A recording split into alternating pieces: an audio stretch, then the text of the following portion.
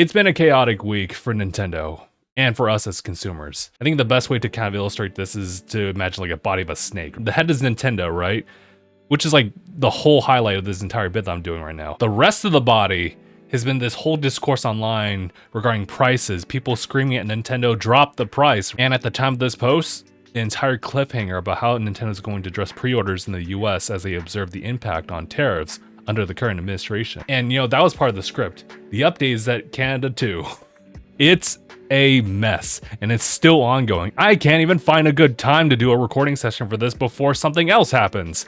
Like Canada again. But despite the doom and gloom energy I was left with, I did see a lot of promise from that Nintendo Direct and the footage from Nintendo Treehouse Live, as far as the hardware and the software. In fact, what I had imagined being just a minor bump to the Switch 1 turned out to be a pretty substantial upgrade with the Switch 2. So let's talk about the good, let's talk about the bad, and I also want to bring up a gaming handheld that I mentioned previously before. If you know, you know. First, the head of the snake, and I'm going to just end the bit right there. The Nintendo Direct. They showed off a good number of first-party titles to expect this year. Mario Kart World, Hyrule Warriors Age of Imprisonment, Kirby Air Riders, and Donkey Kong Bonanza. I also would like to give a shout out to the gimmick game for Switch 2, utilizing both the confirmed Joy-Con mouse controls. That'd be Dragon Drive, which is also coming out this year. And let's not forget about the new From Software exclusive to Nintendo Switch 2, the Duskbloods, coming out 2026.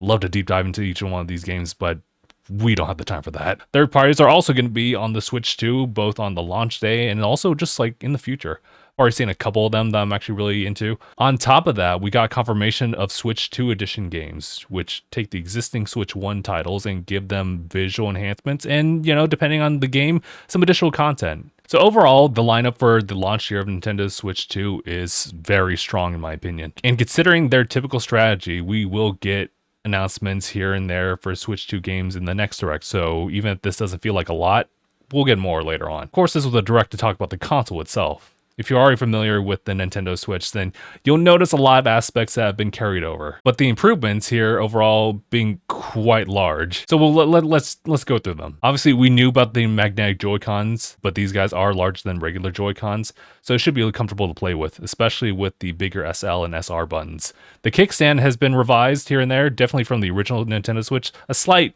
tweak to the Switch OLEDs. Then the new additions for the console are the built-in microphone, the USB port on top, and the C button, which all work together in Game Chat, which is Nintendo's streamlined Discord-like experience. They didn't say that, but it is. I did want to talk about that one for a bit.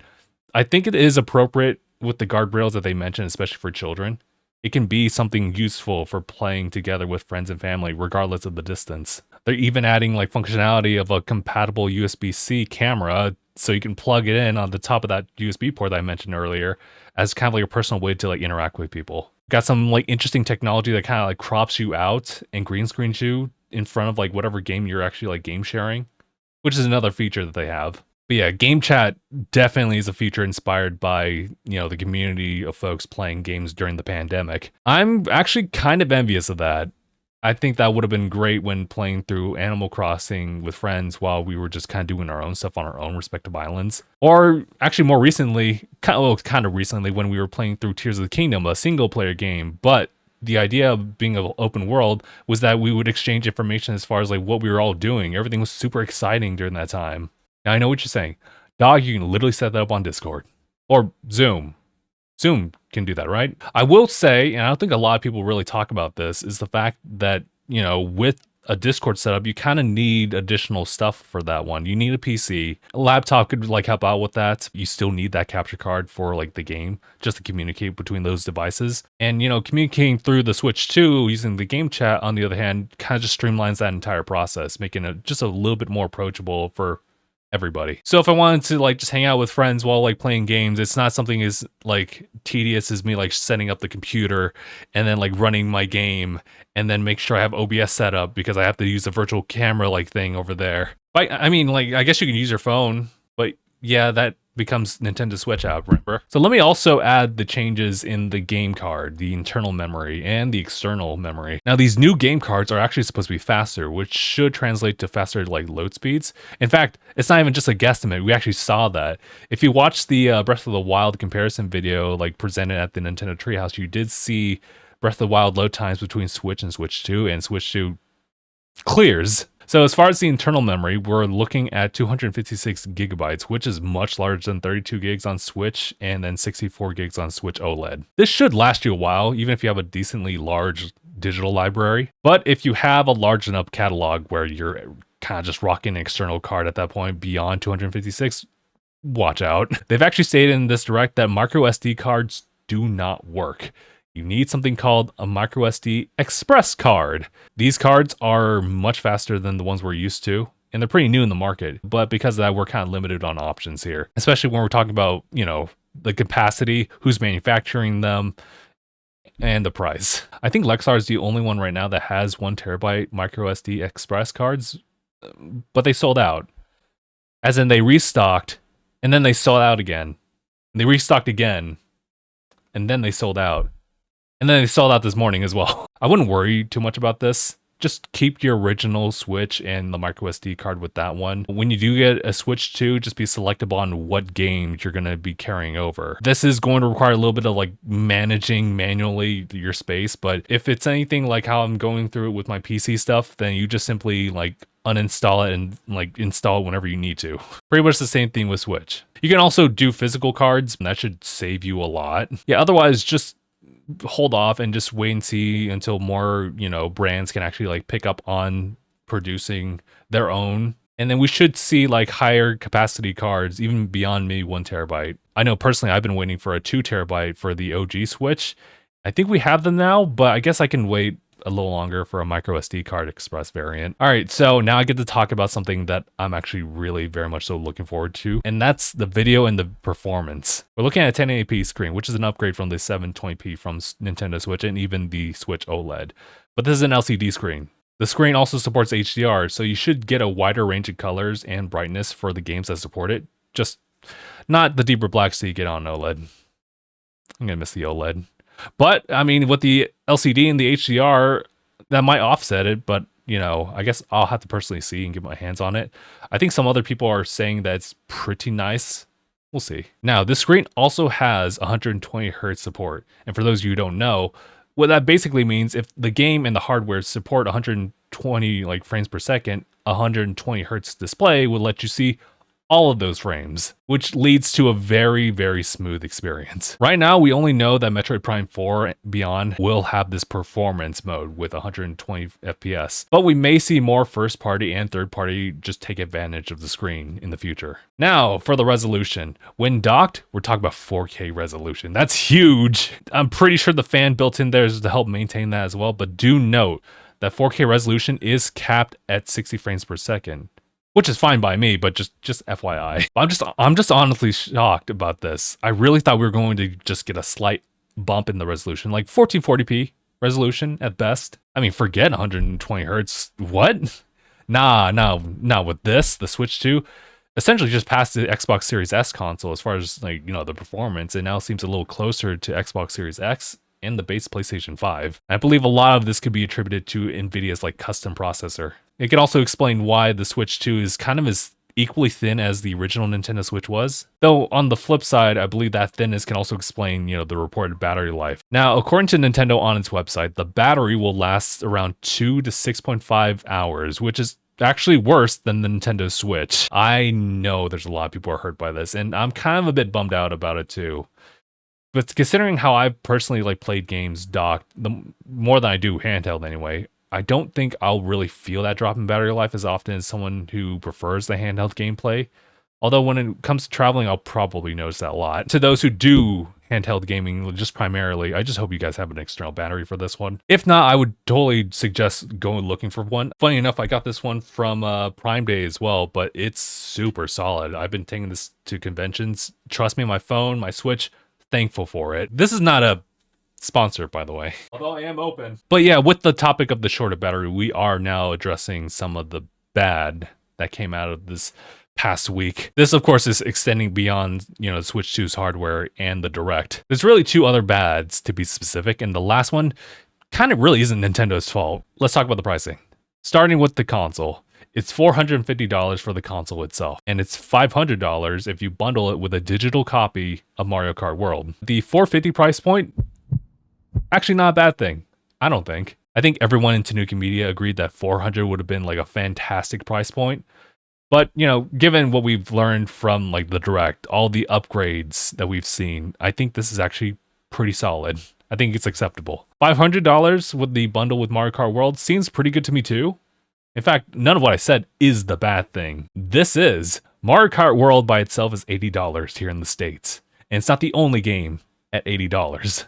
We'll elaborate on the other games, but you know, let's focus on Mario Kart. We actually have updated info that kinda explains how they gauge the price for Mario Kart and the other titles in the future. The Monday after the Direct, we got 2 different interviews. One was from IGN's interview with Nintendo America's Vice President of Product and Player Experience.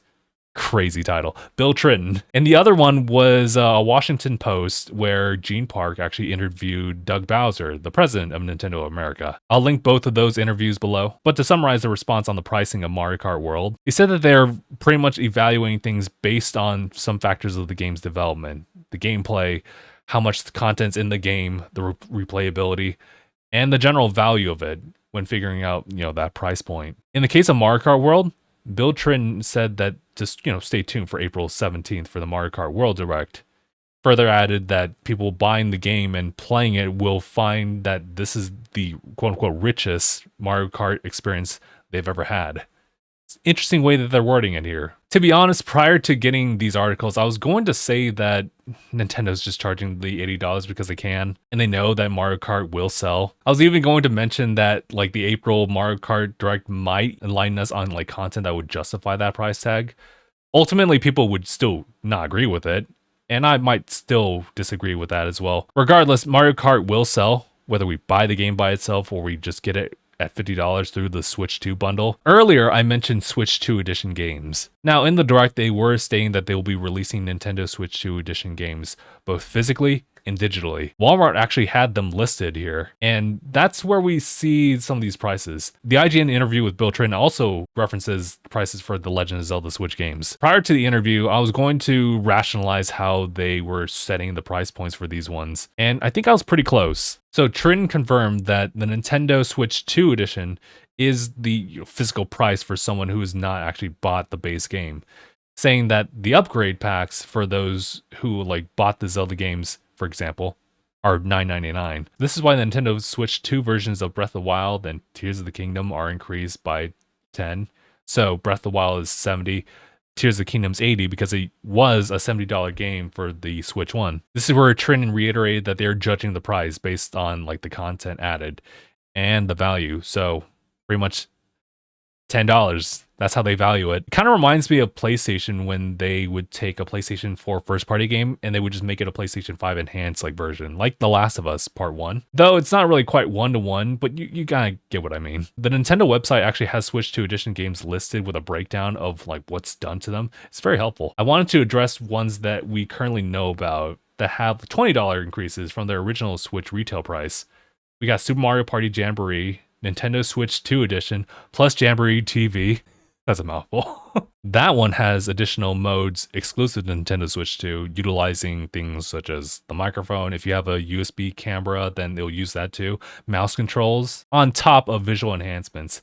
Now, Kirby and the Forgotten Land, Nintendo Switch 2 edition, plus Star-Crossed World, has those visual enhancements and new story content. So the additional content on top of the base games makes up for the $20, right?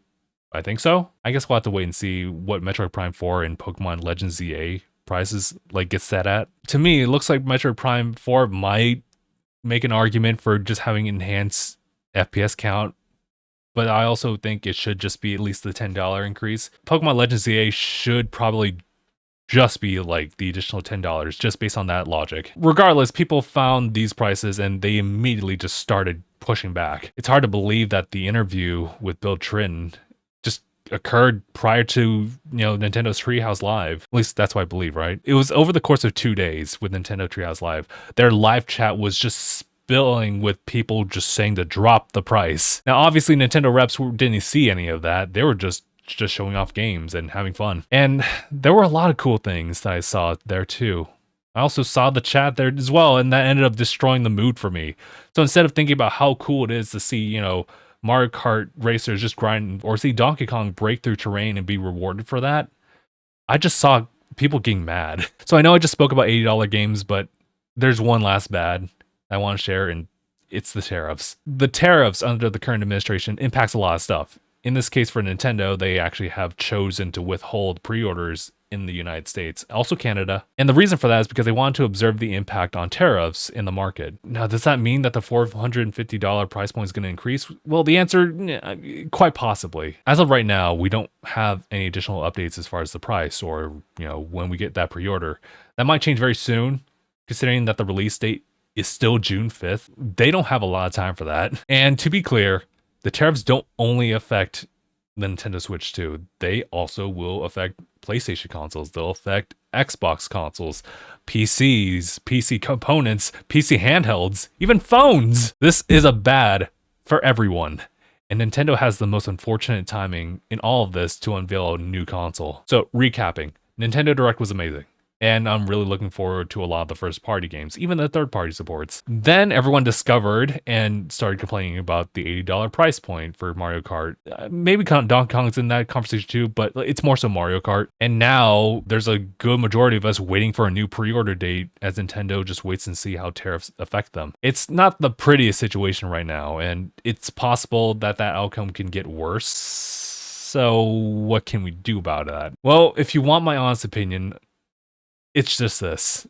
I hope you've already had this separate fund for buying the Nintendo Switch 2 and the games. The potential increase in pricing might mean you have less money to really spare with it than you would think.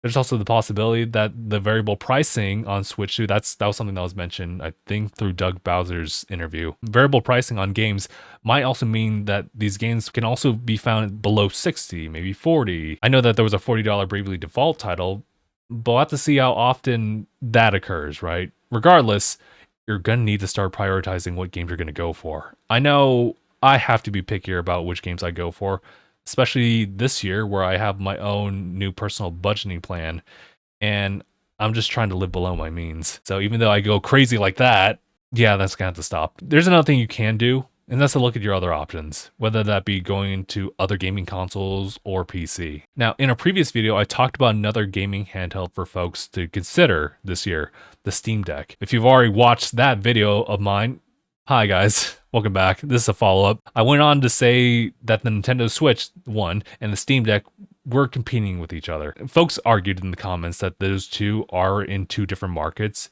And you know what? Fine, that's fair. So let me make the correction. Steam Deck and the Nintendo Switch may be two of the cheaper handhelds out there, both having some very similar overlapping third-party supports, which was kind of the basis of my initial comparison, especially when you're kind of deciding on like where to go for it, if you're kind of like strapped on funds on like what game, like platform you want to be on. But they do diverge from that point on, and they serve different uses for, their respective demographics. But I would say that it's still pretty comparable by those parameters. But what I'm trying to say is that the Steam Deck is still a good option there. To kind of add to that, when it comes to games over on Steam, you will find more games on sale.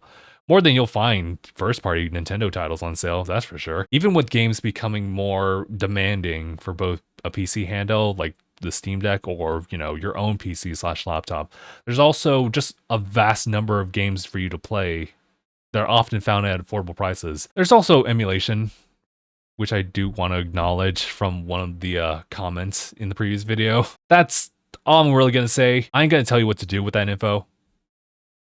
Well, I would suggest checking out the video about the Steam Deck in 2025 right here. Honestly, with what I said in that video, I think I've pretty much nailed all the points when it comes to the appeal of the Switch 2. Though additional pricing post-tariffs might actually screw me over, but we'll see. Anyway, thank you guys so much for tuning in on this one. If this helped, like the video, subscribe to the Tanuki channel for more additional Switch 2 updates, and also maybe PC while we're at it. And I'll see you guys in the next one.